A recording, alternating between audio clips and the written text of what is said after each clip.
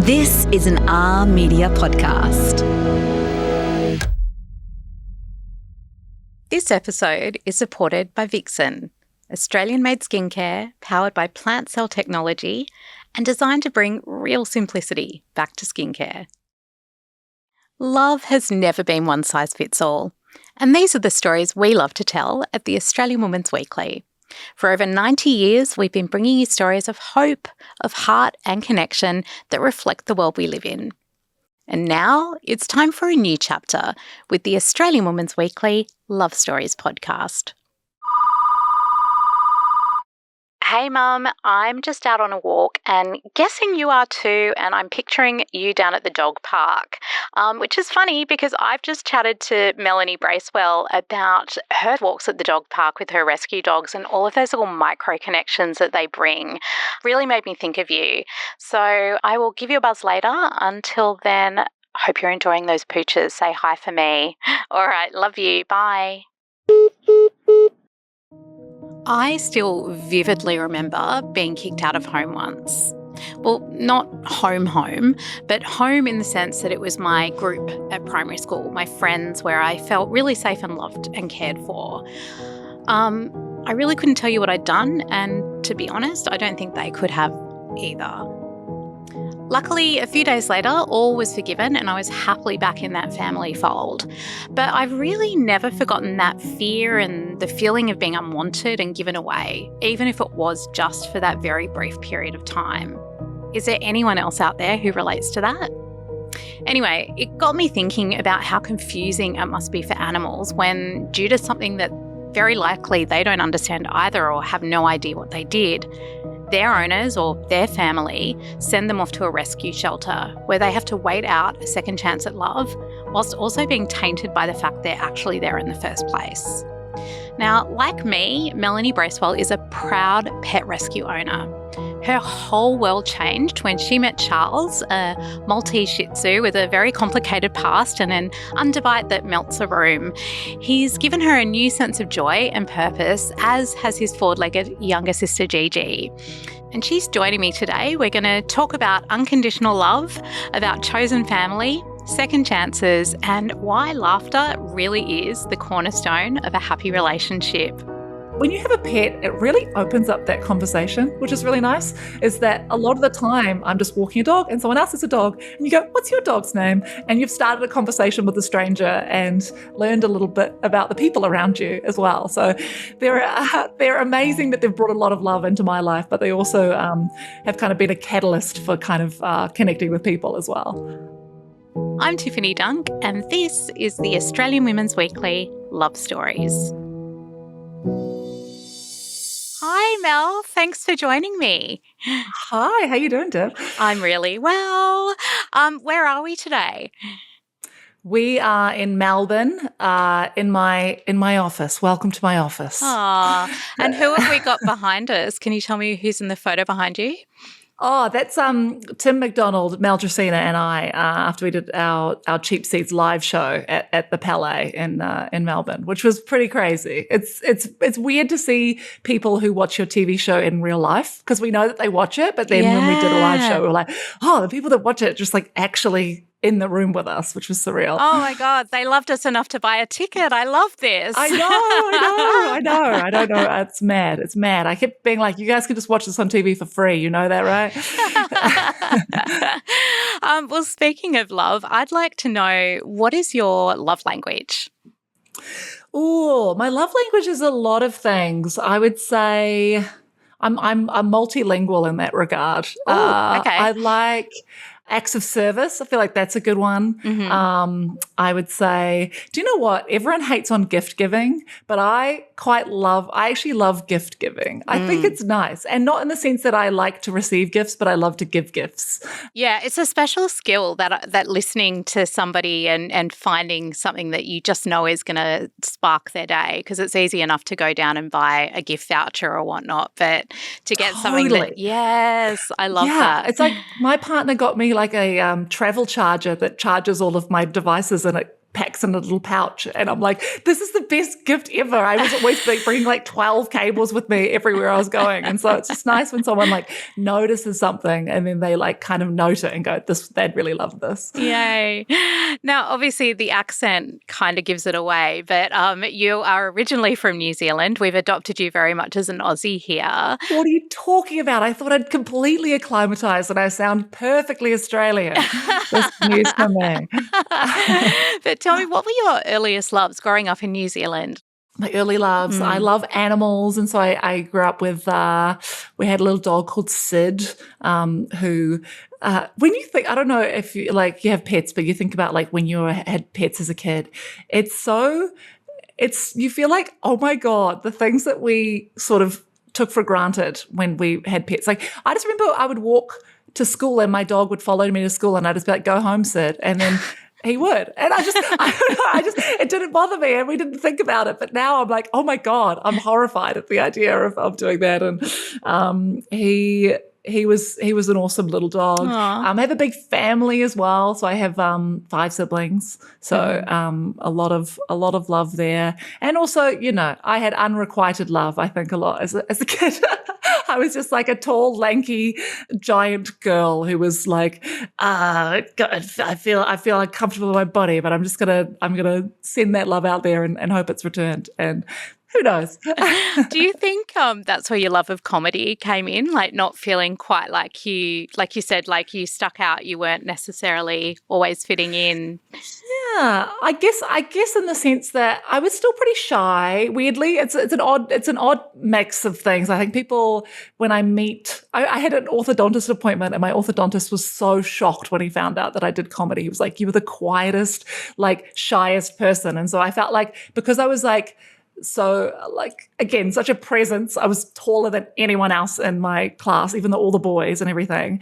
I felt like I had to like be quiet because, you know, if a tall person is loud, it's like 10 times louder, I feel like, because it's not, you can't really say something and be unnoticed. You can't enter a room without being noticed because you just, I don't know, you're a big presence. That could be a lot of just me projecting that onto other people. Yeah. But I think I was very quiet. And then when I sort of got into performing and doing school productions and things like that, I was like, oh, this is where it's okay to kind of like be loud or like take up space.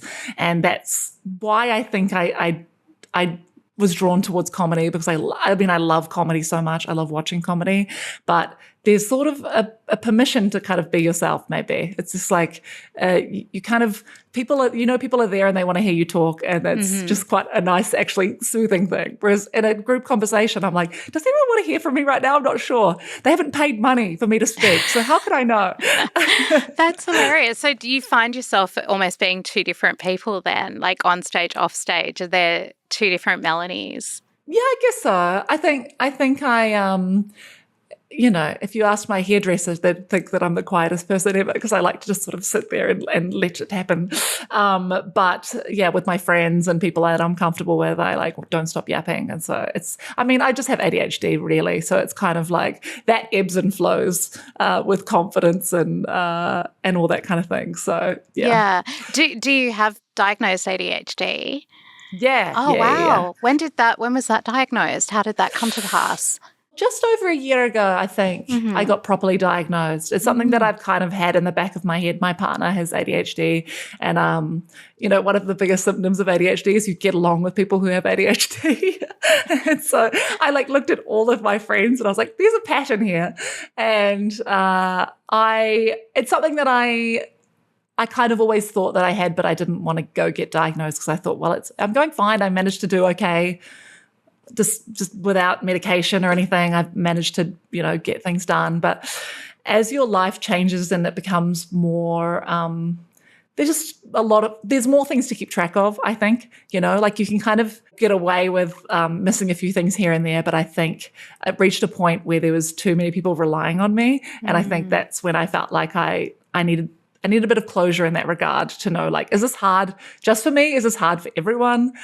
Is there a way to make this less hard, I think? And that was sort of the driving factor for getting a diagnosis. Yeah, that's so interesting because I think this is such a common theme, and I feel like it's women particularly. We don't like going and asking for help when we think something is wrong that's invisible to others. I mean, it's Yeah, totally. You know what I mean? And building up the courage to be able to do that is really hard. Was there a significant something that happened that made you go and have that initial conversation?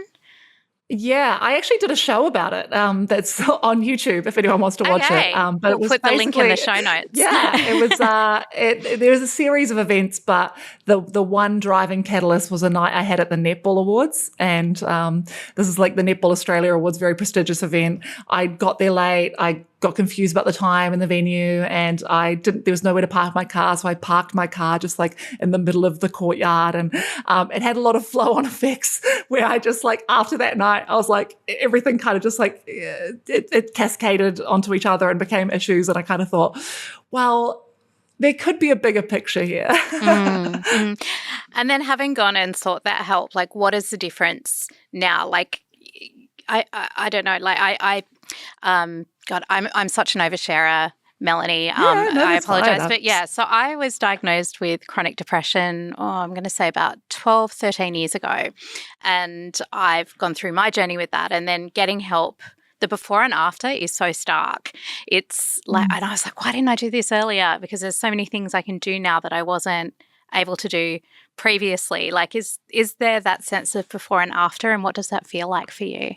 Yeah, I think one of those biggest things that you realize is that it's not sort of choice, I guess. And I'm sure you probably felt that in the same way. Like, I've dealt with that as well sometimes, maybe not to the same extent, but where you feel like, am I choosing to be sad? Am I not cheering up? I should cheer up. I should do these things. Yeah. But when you know that there's, like I say this to myself, I should be more organized. I should do this. And I know that my brain just doesn't work that way, and that's okay. And so you just kind of find these ways, these little methods to help you.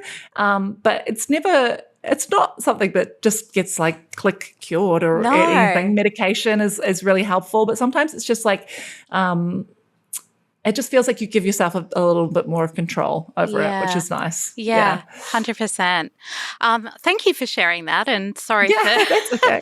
Sorry, no, that's so fine. You're absolutely, this is what this is about, right? It's sharing. Yeah, well, I think something shared is, it makes, if anyone's ever listening to something, because I think you hear people speaking and you go, oh my gosh, that I relate to that, and that makes me, I don't know, helps me make sense of my own life or my own journey. Yeah, a problem shared is a problem halved, I believe, is the saying. 100%. Moving from Auckland to Melbourne, how did you transition your loves with you? Like, how have you maintained the loves that you built in your childhood and at home? Yeah, so it was a pretty wild time to move. It was 2021, like the beginning, like the early 2021, and so we were still in the midst. Great time to be in Melbourne. I know. It was in the midst of everything, and they had opened a bubble between Australia and New Zealand, and so you could travel freely between the two countries because there was no COVID, and then the bubble burst, and so I don't want to say stuck or trapped in Melbourne. I was just unable to leave Melbourne, and so it kind of was this moment of moving countries is very scary, but actually doing it on accident was kind of quite nice. Is that like we didn't plan to move. We planned to try it out. And the show, The Cheap Seats, wasn't even a show yet. We just filmed a pilot. And so it was like, well, I hope Channel 10 likes this, because otherwise I'm here and I don't have a job and I don't have it. Like, I couldn't return back to New Zealand and do what I was doing there. So it was one of those things like push you off the edge and see if you fly kind of thing. And the show was successful, and I do miss my family. I mean, it's a good thing that it's like they're nearby.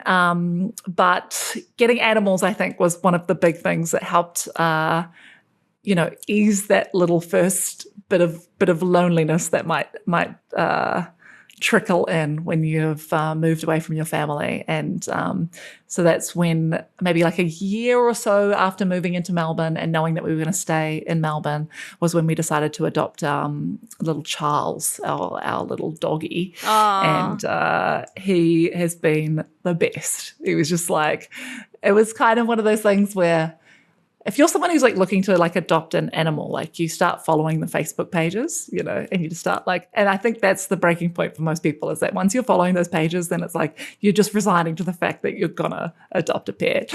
And I was just like looking at them every so often, and then I just went and I'm going to apply, and I applied for this 13-year-old dog called Homer, and they said, Homer's not really a fan of the suburban lifestyle. We think Homer in his last sort of years wants to live on a farm, but we've got this other dog, Charles, who we haven't put up onto the website yet, but we think might suit you. And they could not have been more correct. It was, a match made in heaven.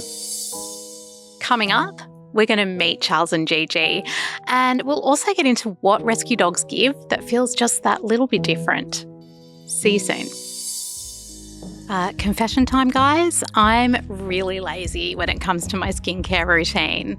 To be honest, I'm lucky if I remember to wash my face at night and don't even go into applying all those different steps of toners, serums, creams, all the different things. It's why Vixen's all-in-one moisturiser was such a game changer for me when I came across it last year. Just one step, done.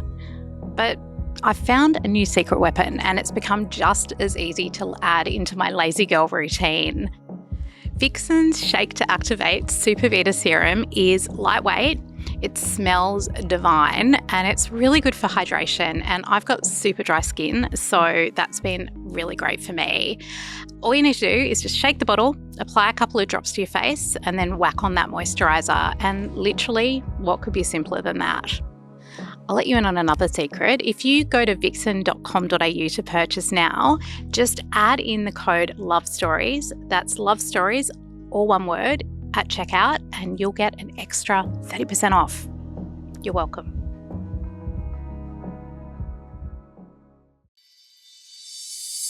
All right, well, tell us all about Charles. I will.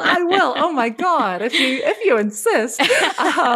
Charles is, he was 5 when we got him, almost 6. And so he's almost 10 now, which is so surreal. I know, he's an old man. He's a little Maltese Shih Tzu, and he was up for adoption because his previous owners, they tried to groom him and the groomer hurt him, like cut him or something. And so after that, he became very defensive and very not trusting of other people and strangers and things like that. And so he was just a bit, he didn't trust people. He got hurt, you know? So it was just kind of a piece of his personality that sort of developed, and his previous owners found it untenable, or didn't feel like he could change. But we got him, and he's taken a lot of work, but I think he's a lot calmer now. And he doesn't like the groomer. And yes, we have to give him a sedative, and to chill him out a little bit.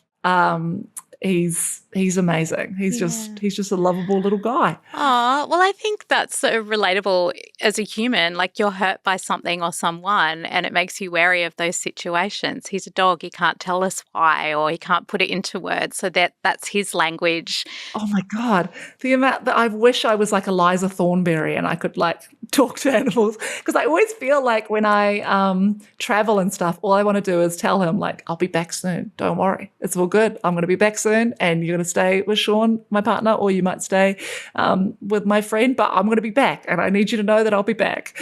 Even when I go down to the shops for 2 minutes, I want to be like, okay, I'm just going to grab a chocolate bar. I'm going to be back. And when they bark and stuff, you're always like, when people get angry at dogs barking, I'm like, I know, I could get frustrated at it too, but they're just trying to like tell you something. They're trying to tell you like, there is an imminent threat at the door. Melanie, you don't understand. Someone has walked past the house, and I think that they're going to come in and they're going to cause havoc. I think they're going to rob us, you know? Like, he's just trying to say, like, please, like, look at this. This is a huge deal to me. I think that's a real misconception. I think not so much, like, I'm a cat person personally, and I've got 2 rescue cats, and people say, oh, cats are cats and they're fine, you don't have to worry about their behaviours. I disagree. Cats have definite personalities and different behaviors as mine did. But with dogs, people, it's like they warn you against getting a rescue dog because they're like, oh, they've got problems. You don't want to get a rescue dog.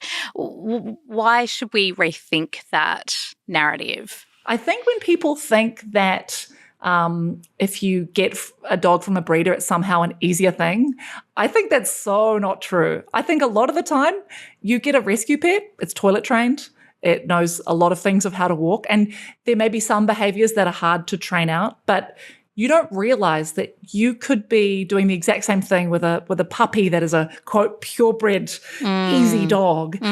Could also, I don't know, someone could drop a box of tools next to them and they freak out when they're a puppy, and then suddenly they also have a stress reaction to any noise. And yeah, that's what I learned with rescue pets, is that a lot of things are actually easier.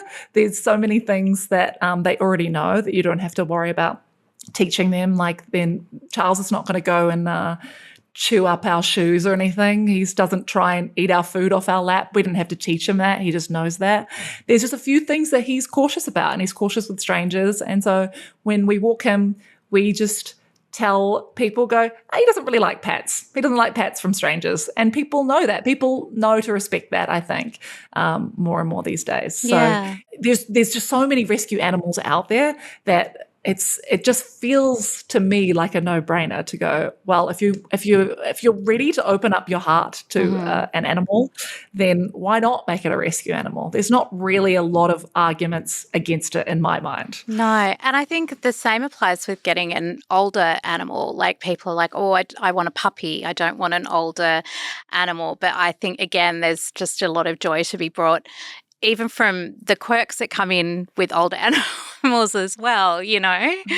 Yeah, absolutely. And I think even when we got Charles, he was 5, but it was still like an older animal. And parts of me go, I can't believe I didn't get to see the first 5 years of Charles, and I do wish I got to experience that. But I also know that the best thing is that we've just given him a lot of comfort in his older age, and that's really rewarding. Yeah. And I know I always worry, but you always go, pets, you're always going to outlive a pet. And I think people's fear sometimes with adopting an older animal is going, I'm just going to be heartbroken if I lose them. And the truth of the matter is you will always be heartbroken. It doesn't matter if you had that dog for 5 years or 2 months. You're always going to really care for that animal if you've chosen to bring it into your life. How long did it take to build that bond with him? Because you said he had trust issues. So how long did it take you to break Charles, so to speak? Yeah, I mean, Charles loves food so much. He's obsessed with his food. And so I think after a few meals, it actually doesn't take long for him to warm. It's just if someone's coming at him on the street and goes, can I have a pet, comes at him a little bit too. The thing is, though, he doesn't really have any teeth. So even if he was to, he had some dental work done before we got him. And so lots of his teeth are missing. And so I don't think he could do that much damage even if he did try, but he's got an attitude. He's got an attitude. But I don't know. I think there's something about it that's really nice when you meet someone as well. And this is probably the most selfish reason to adopt a rescue animal, but isn't it quite cool to have a backstory for a pet, Yes. Is that someone goes, oh my God, your dog, tell me about your dog. And you can go, oh, we adopted him when he's 5. You can tell all of these stories. It's so much more interesting than, oh yeah, we just got him from some person around the corner who's got 14 of them and we chose that one. Yeah. And you kind of feel like there's a sort of fate that's sort of aligned to lead you to that animal as well. It's not like, I don't know, choosing something and buying something from a shop. It's like, I don't know. It's like, when you go and you have like a cool jacket and people go, where'd you get that jacket? And you go, sorry, it's from an op shop. It's vintage. You actually can't get one. It feels like you've got this like exclusive design, which I love. 100%. And I think as well, it's that idea too of second chances, right? So, and I don't think there's a person who can't relate to not always being wanted or not always being the chosen one, or, being, whether it's you've been broken up with by a partner or a friend or whatever it might be. So that idea of second chances and being able to give I don't know, there's something beautiful in second chances, right? Absolutely. I think that all the time. And because I always think, I'm like, it's so odd, I think, for a rescue pet. It's such an odd life.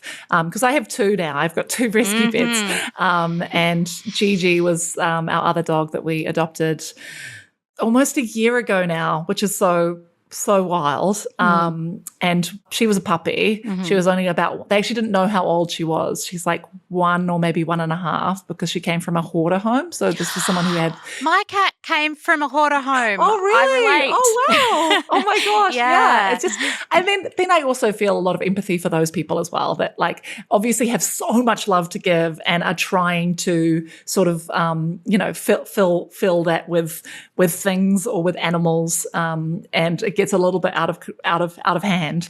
But it's not the right environment for pets to grow up in. And so she, as a result, is just a little bit weary of the outside world, but she's so loving and she's so gentle. And it's actually quite nice when we walk Charles and Gigi as we go, pat her, she's really nice.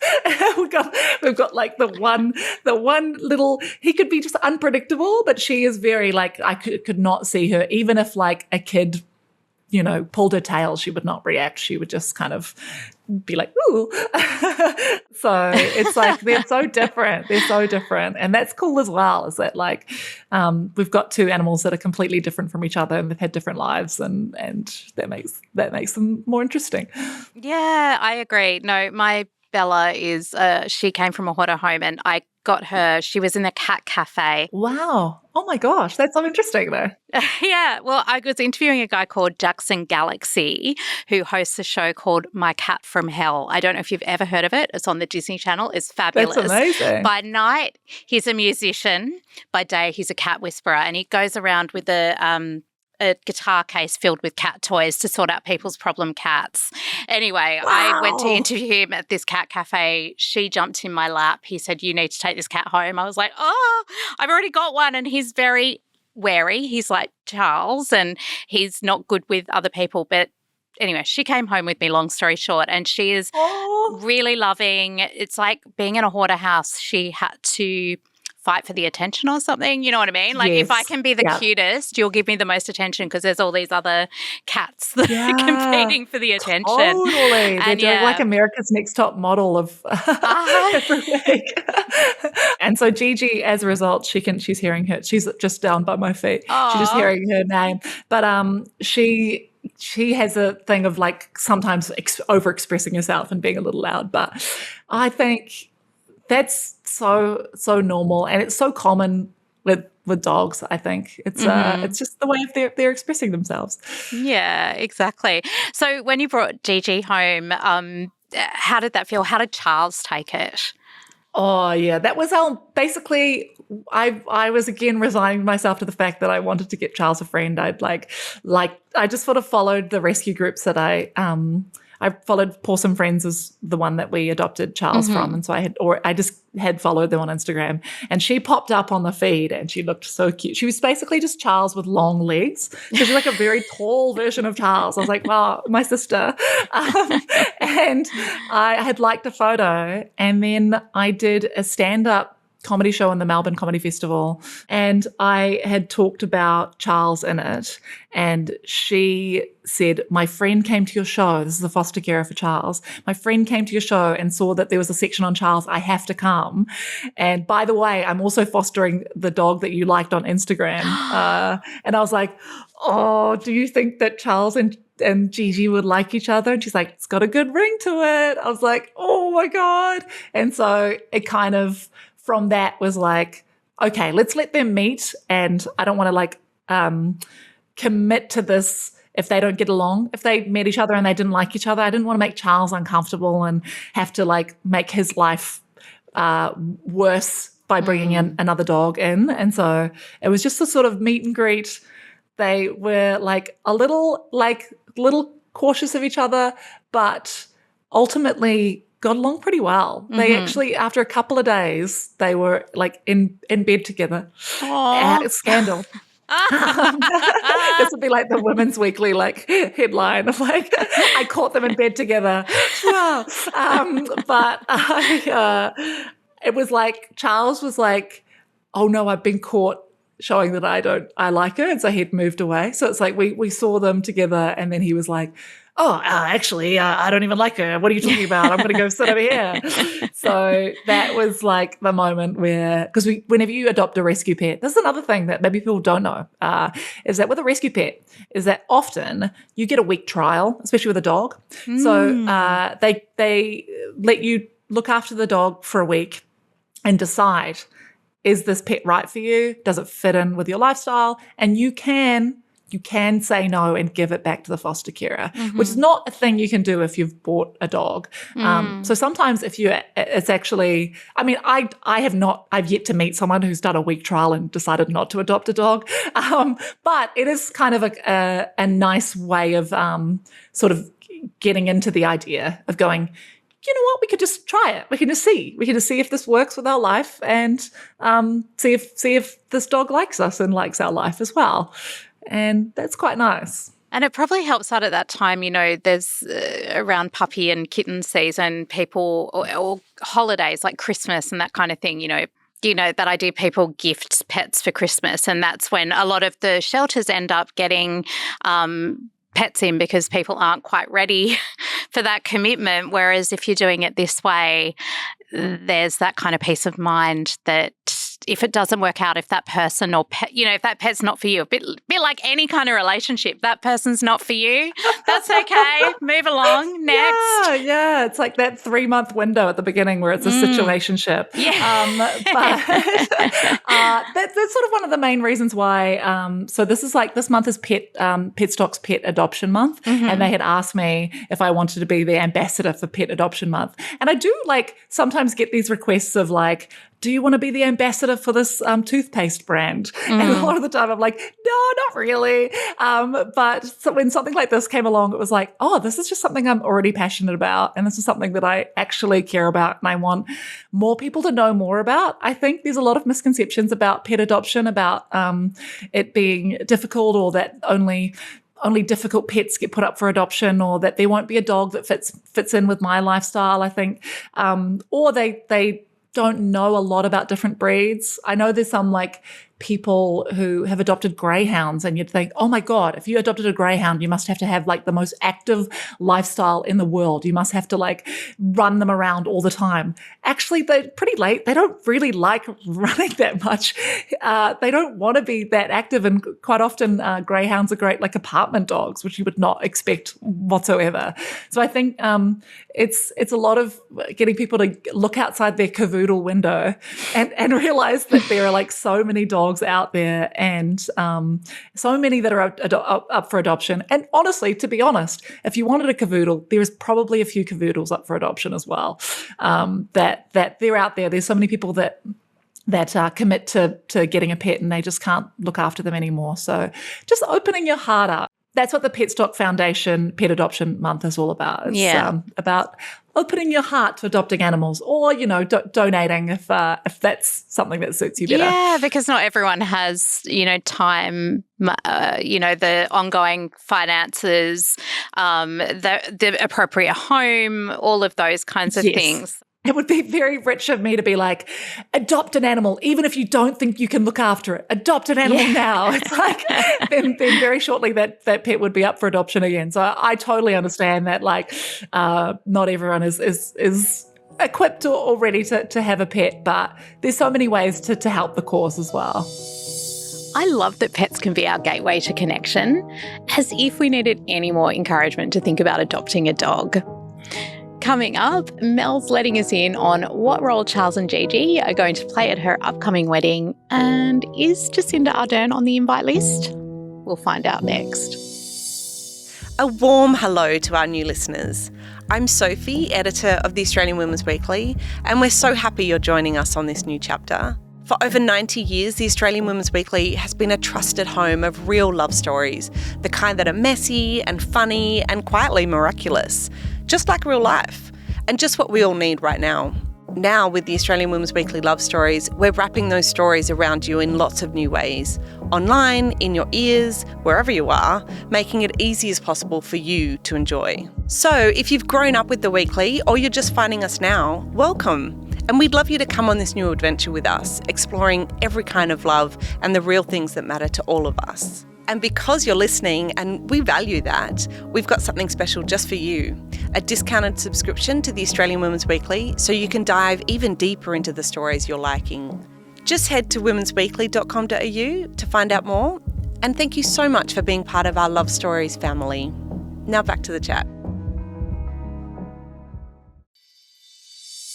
You know, animals really open our hearts in a new way. Like how have Charles and Gigi changed your world and your outlook on love?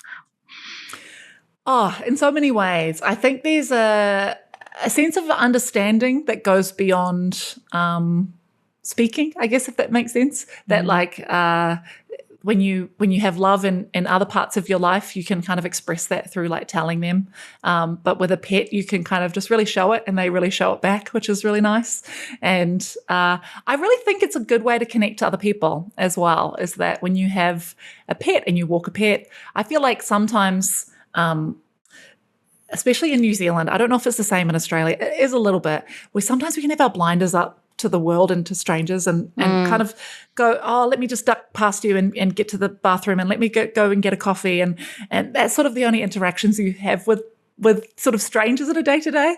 I think we kind of lose that. I think, like older generations, like your grandparents would be like, what have you been up to? Let's have a look. Oh, look at your lawn. Like there's this sense of community that's around them that I think maybe it's since like the internet and stuff, we've become a little bit like, let's look down and not look anyone in the eyes. But when you have a pet, it really opens up that conversation, which is really nice, is that a lot of the time I'm just walking a dog and someone else has a dog and you go, what's your dog's name? And you've started a conversation with a stranger and kind of, I don't know, made both of your days a little bit brighter in that way and learned a little bit about the people around you as well. So they're amazing that they've brought a lot of love into my life, but they also have kind of been a catalyst for kind of connecting with people as well. And I think too, we live in this world where connection is so hard to find and micro connections are so important. My mum doesn't have a dog right now, but she's at the dog park just about every day where she knows every single dog, she knows their owner, and she's that for her, that's been a full day of connecting and having conversations and she really enjoys it. So it sounds a bit creepy saying go down to the dog park and start talking to strangers, but there is a lovely lady who is at the cafe that we go to almost every time we're there, and she has a pocket full of schmackos every time. She goes, Charles and Gigi will see her and like run towards her, just so excited to see her. And that's like a really fun way to connect with people as well. I think it feels so small, but actually whenever I think about that, I smile and I'm happy and it's just like a really nice way to remember that, like, I don't know, there's so many people around us and just kind of being aware of their presence and communicating with each other when it's so tempting to kind of just like keep our heads down and doom scroll all the time. It's just like, it's an opportunity to kind of just see people in real life. And I don't know how the irony of that while I say that on a Zoom podcast. Get away from your screens and connect with people in person. But except when you're watching this. Yeah. Except when you're watching this, please watch this. Please listen to this. I did want to ask you that the dogs probably also provide great fodder, or they already have provided great fodder for comedy. Is that another secret reason for having rescue dogs too? Yeah, I mean, as a comedian, I think what I'm always trying to do when I write a show is make the most interesting choice. I think when you're writing a joke, you want to make the most interesting choice. And so whenever you're making any decision in your life, I feel like sometimes that translates to going, what is the most interesting choice here? And so when I was like looking at animals, I'm like, I think it's the most interesting choice to adopt an animal and to kind of get the most interesting story or it just feels like a really fulfilling thing to do, I guess. So in that regard, I think it maybe did lean me towards adopting pets. But also, I don't know, I just love animals so much. And a lot of it was just like, if I can give an animal a better life and like Charles, it's so surreal to me. I guess maybe I just have my blinders up. Like I've got my rose-tinted dog glasses on, but I think like my dogs are the cutest dogs in the entire world. Like I'm sorry, every single dog, they're the cutest ones. And so it's so absurd to me to know that Charles was literally in a pound. Like he was dropped off at a pound. He was just sitting there. He wasn't having a good time. And it's just, sometimes I go when I see him snuggling up in his little cozy bed that we got that's got like memory foam, and we spent like an extra $40 to get the fancy little bed, and then he's lying there, and I'm like, oh, it's so much nicer than the concrete cell he was in before we got him. And so I think that's one of those big deciding factors of just seeing them. When you see them happy and content, it's such a relief, and you have this sort of picture in your head of what their life might have been like beforehand, and the contrast. It's just, it's so nice. We were talking about, obviously you're not just getting these dogs to write comedy shows. I read an interview where you said something about comedies, being in a comedy career, something like being in a video game where you keep dying, but you can't quit it. You feel the need to keep going. I can't even remember that, but I probably did say that because I'm very much into my video games, so that sort of makes sense of the metaphor I would use. What does that feel like? I mean, and what is it that keeps you going? Yeah, where was I going with that metaphor? I think what I was going with was when you feel like you've made progress in something. Maybe that's sort of how I feel. Is that I feel like even if I don't succeed at something, I feel like I've learned something to go back and next time if I was to do it, I would be able to improve. And so I guess that's what I mean is like, when you fight the big boss at the end and like you keep like losing and you're like, oh, this is such a waste. But I know that he dives to the right after 5 seconds. And so now I know what I'm supposed to do. And so I think a lot of I think I gamify life really in a lot of ways. And I think, what's the way I can like win this or get the achievement here? And so I think I've sort of applied that to my comedy career, and it's helped me keep going because it's not a very linear career, I would say. I've had a lot of luck. I've had a lot of being in the right place at the right time. I've had a lot of things that have lined up in the right way. But also, you make your own luck as well. And sometimes I think people are surprised when they hear that, oh my God, you just got given this job, and it's like, oh yeah, after sort of 5 emails that didn't get a reply, I eventually got one. And so I think there's a lot of work that goes on behind the scenes that not necessarily people don't see.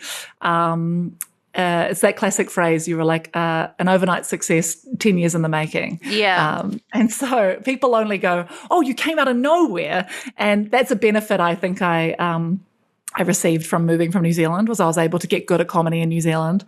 And then when I came to Australia, people were like, I've never seen this person before, and they're not bad. And so because I've been able to I was able to go on TV and people go, this is the first time on TV. I'm like, I've done a bit of TV in New Zealand, to be honest. I know I'm kind of cheating. And so I was able to come in with some experience, but also have the kind of sheen of, oh, this is new and shiny. She's a new person that we haven't seen before. And that's fresh and exciting. Well, I guess you've got your scrapbook with all of those initial bits and pieces. Obviously, we're going to end up in the scrapbook now because this is a career highlight. Oh, yeah, absolutely. Yeah. I'm screenshotting right now. There we go. So what do you hope ends up there? Like if you look ahead to the next 10 or however many years, what do you hope ends up in that scrapbook alongside those things? Wow, that's actually such a good question. Wow. What is in my dream scrapbook? Yeah, I'm getting married next year, so there'll probably be a few sort of wedding memorabilia things that I'll stick in there, which is very exciting. And yeah, I think in terms of career-wise, I want to write a TV show. I want to write I just want to write something that's completely my idea and from start to finish. And so that's always in the background of my mind. It does get left on the back burner, as does anyone's sort of personal project, because if I'm completely commanding it myself, that means I'm the only person I have to rely on. So no one's relying on me apart from me. So then therefore that becomes the lowest priority because my friend needs this and my manager needs this and my workplace needs this. So all of those things they just come first on the pile of things to do. And so I'm hoping that once that pile shrinks slightly, then I'll be able to really sink my teeth into it. Wonderful. When the wedding day does come around, what role are Charles and Gigi playing? Oh, man, I feel bad. I feel so bad. I have to get married in New Zealand because we have a lot of family members that just makes travel a little bit more difficult. And so it was a real grappling thing of going, well, it's too hard to take dogs overseas. There's all sorts of like quarantine you have to put them in and whatnot. So I think it would be more stressful for them than enjoyable. But we might have a fun little photo shoot and a fun little ceremony at home to kind of involve them, because I'd love for there to be some family photos of us four all together. So Charles and Gigi can't be at the wedding because it's in New Zealand, but is there someone else who might be there? Would your favourite impression person, Jacinda Ardern, be available? Have you put out the invitation? Well, she didn't invite me to her wedding, so it's only right that I keep her off the guest list. I've said, no, you're not allowed. I would love Jacinda to be at my wedding. She's a little busy. I have met her once before. So during lockdown, I did impressions of her on TikTok, which it wasn't even really an impression. I kind of just made my face look a little bit like her, just with we have similar facial features, and if I use a bit of contour, then I could kind of make my face and contort my face in a way that looked like her. And though that blew up, it went nuts. People were obsessed with it. People on the street would shout Jacinda at me. I would be at one point I went out dancing. I went like to the club, and I was like, someone very drunk came up to me and went like, "Hi, Jacinda," and I kind of got the sense that she actually thought I was Jacinda, and I just would love to know what her morning was like the next morning, being like, I think I saw Jacinda Ardern like doing death drops on the dance floor at Long Room and doing shots. But yeah, I met her once before. She was doing a campaign launch, and her team had reached out asking if I would come and do the impression of her, and they'd go, Jacinda Ardern is here, and they would introduce me, and I would then she would interrupt and go, that's an imposter. I'm the real Jacinda Ardern. The issue was in lockdown, I had blonde hair, but I'd had so much regrowth that I was able to put my hair in a ponytail, and that's how I did the impression of her, was that I was able to have brunette and a ponytail. Then when lockdown ended, I went blonde again. And so in order I got this email. I was like, I'll leave this impression in the past. But then I got the email and I was like, well, I have to do it now. And I had to buy a ratty wig from Facebook Marketplace. And so it was like I couldn't get like a nice wig on short notice. And so I had to get the rattiest brunette wig I've ever seen. And I put it on and it was so bad. It was just like so frizzy and disgusting. But I tried to make it look okay, and meeting her felt like the biggest insult in the world, to be wearing this disgusting ratty wig and go, I'm you. Everyone says I look exactly like you. Oh my God, that's hilarious. Jacinda Ardern having a very bad hair day. Exactly. Yeah. Thank you so much, Melanie, for joining us. I'm sorry that Charles wasn't in the room with us today. Oh, Charles, you're there. This is Gigi. Oh, this is Gigi. hello. So she's Long Charles. Oh, Long Charles. She's so and cute. Then Charles is, and this is Charles. Oh, what a grumpy old man face. I love him. He's very sleepy. I'm like, it's for your own good. It just helps him be calm for the groomer. Yeah. Oh, well, thank you, Melanie, Charles, and Gigi for joining us on Love Stories. We have absolutely adored having you. Thank you. Oh, thank you. And support the Petstock Foundation Pet Adoption Month, guys. I mean, I don't know why I did the rock-on symbol. Why is that? I guess it kind of looks like a dog or a cat. Yeah, rock there you on. go. Rock on. Oh, what a glorious chat that was. As someone who is equally as in love with my own rescue fur babies, I really enjoyed Melanie's insights into why it's so important to give these animals a second chance at a forever home. I also really loved all the myth busting that she did on the perceived drawbacks of rescue pets. It's so true that they get a really bad rap. And that story about being mistaken for Jacinda Ardern at the club, that was absolutely hilarious.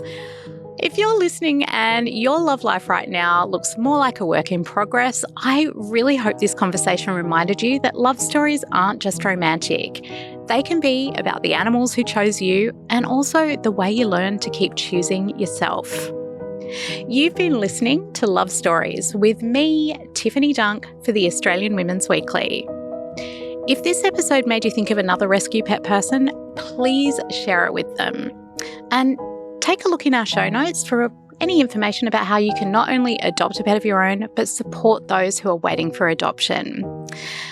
I hope you enjoyed this chat as much as I did, and I also hope to see you again next week. Thanks for joining us. This episode is supported by Vixen, Australian-made skincare powered by plant cell technology and designed to bring real simplicity back to skincare. This is an R Media podcast.